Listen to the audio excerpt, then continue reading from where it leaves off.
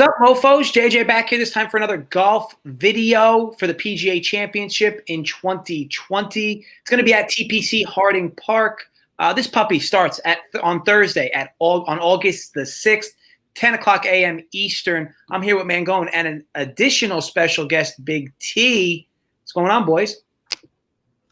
Nothing much. Excited to be here. Back to talk some PGA, and good to have BigT to give us a couple of winners here.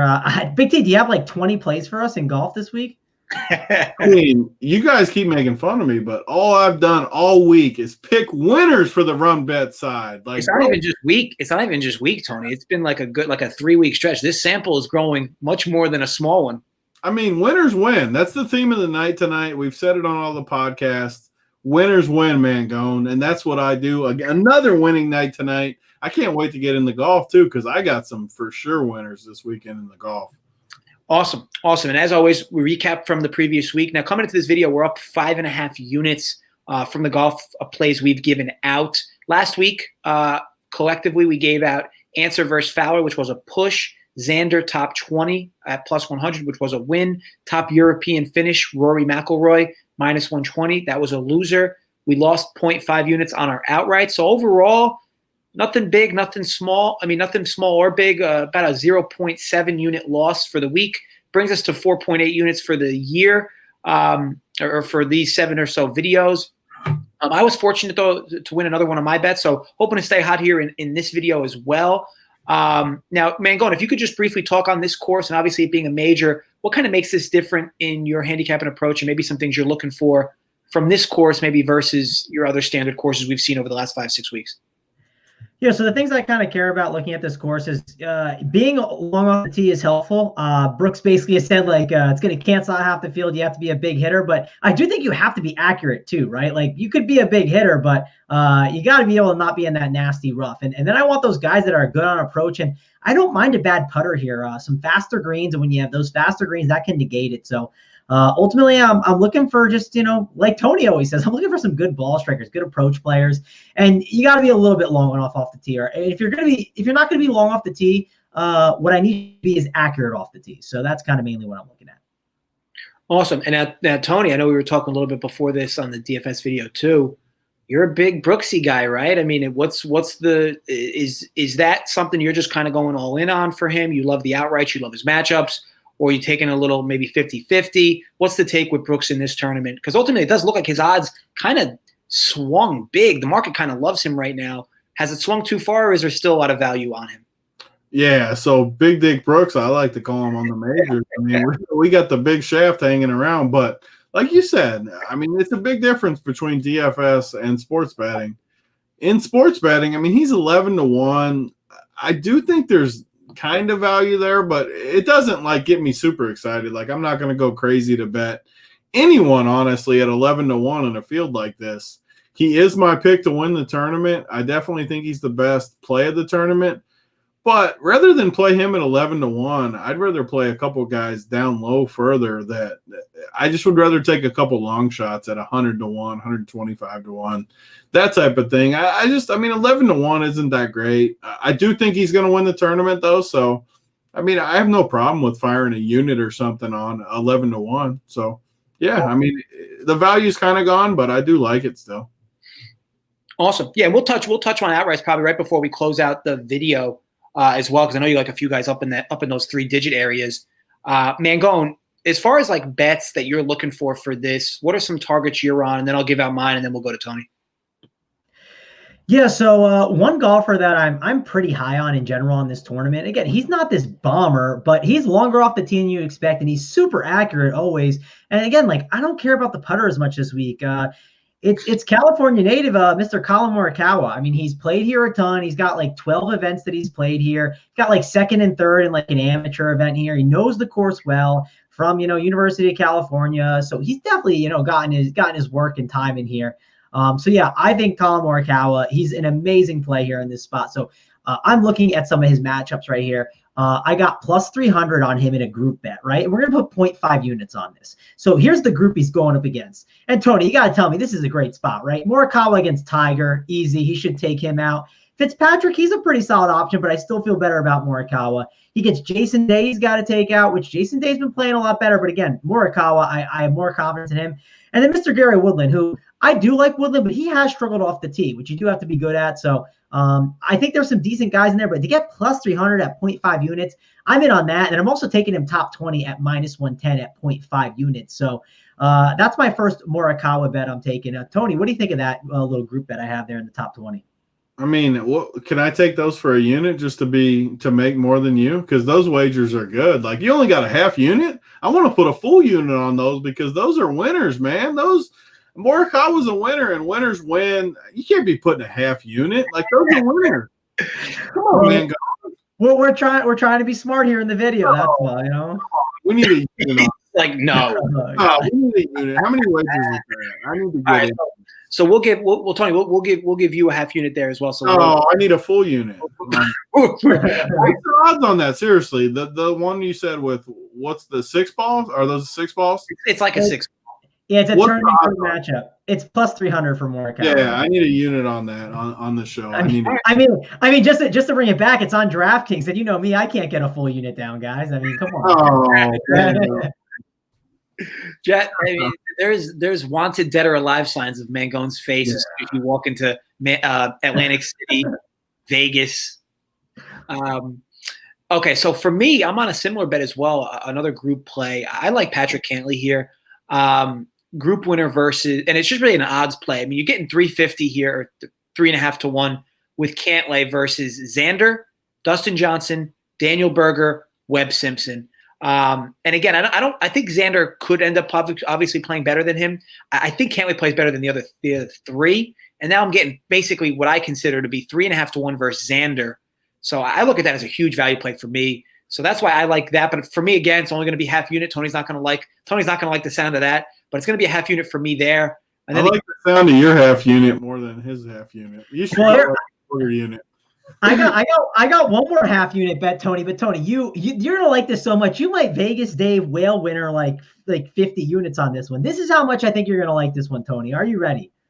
I'm ready. Buckle up, Tony. I'm buckled up. So this is the narrative we're playing here on this one. So we're gonna play a guy that's good in the wind, right, in a round 1 matchup, versus a guy who's not good in the wind, sprays off the tee a ton. You're going with a round 1 matchup? Yeah, we've done good with the round 1 matchups here. And when I say the name, it better be a morning guy versus an afternoon guy. You can't. They don't let you do the morning versus afternoon guy. They're both afternoon guys, Tony. The reason why we're taking 2 afternoon guys is we're taking the guy that's in the wind, a good wind player versus a bad one.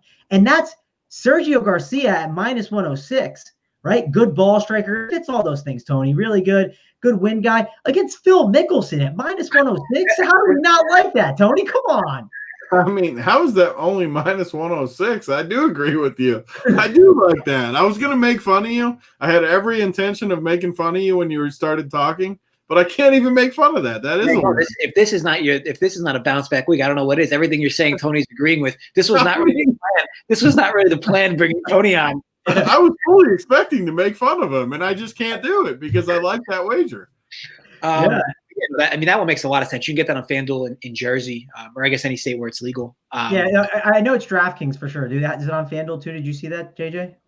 You might be right. I think it was DraftKings. So yeah, and you're right. That's a good price. Now you'll lose for a tie, but for one day, that's a solid number. We don't lose on a tie because winners win, right, Tony? Yeah, I mean, winners win, correct? That's right. And for me, the full unit play from me is going to be Rory Mcilroy top 20, minus 120. I'm seeing that on DraftKings. I think you might be able to get a better price. I know that there's a lot of books that have difference in prices for top 20s. Some don't even offer them. If they don't offer them, just know that I'm cool with Rory in a head-to-head versus anybody not named Justin Thomas. Again, if you can play Rory against anybody there if you can't get top 20s, but I prefer top 20 if you can get that. My plays are the Cantley Group winner and Rory top 20. So I guess we could slide into outrights, right? Is this the proper time? Tony, who are some of those long shots you like for outrights? So yeah, I mean, I'll just go lead into the same people I picked on the other show, the DFS show, and Ryan Palmer is probably my favorite. I think we can get him. You guys got the DK odds up. I think it was 120, 100 to 1 maybe, or 125 to 1, whatever it is. I like Ryan Palmer. Anything like 80 to 1 and higher I like for Ryan Palmer. And my other guy, who else did I give on that one? Another long shot that I like is Harris English. I think he was 90 to 1 at most books. So those would be my two longer shot guys. Obviously at the top, my three guys are Koepka, Big Dick Brooks, Xander, and Morikawa would be my three guys at the top. But Harris English, Ryan Palmer would be my two long shots. And my real dark horse, like he's got to be like 500 to 1 or something. Steve Stricker. He's not going to win the tournament. I love Steve Stricker. Put like $10 on him, Steve Stricker. We're going to see a vintage Steve Stricker performance this weekend. I got a better shot to win than Stricker. No, stop. Stop making fun of my boy Steve Stricker. You know what? That can go on social media if he wins. Me making that comment. He's gonna finish like 12th for me. And by the way, it looks like a few extra runs in Seattle. You'd love to see it because I needed it in the DFS too. You'd love to see it. Love to see it. That might be going on the board. Mangone, outrights. I know you have a few as well. Who do you like? Yeah, so I mean, this will make Tony sad, but we're doing a full unit between me and JJ. Each of us a half unit, but I'm going with Colin Murakawa. I talked him up before. I like him a ton. I'm going to put 0.2 units on him at 33 to 1. You can get him 30 to 1 now. I got him at 33 to 1 already, but still like him at 30 to 1. You can take that. Listen, I like this guy so much. I'm only making 3 bets, and the other one's a long shot, so I feel like I had to have someone that's towards the top. I get some people say it's not value, all this crap, but I really like wins. It's always value when wins. I like Xander in this spot a lot. I mean, what do you like all the same guys as me this week? Are we going to win all the money? I will say it is weird. Like I started watching the show tonight and I was like, me and Big T are aligned. Like this could be the perfect storm. Time to win all the money. Yep. So Xander 0.25 units. We're putting on that at 18 to 1 on Xander. And then the best part is, I mean, Tony came in and talked about Harris English. I got him on the board here too at 0.05 units at not 90 to 1. Tony, go to the FanDuel Sportsbook right now. Hop in 0.05. Like who bets 0.05 units? Man up, man. Let's go.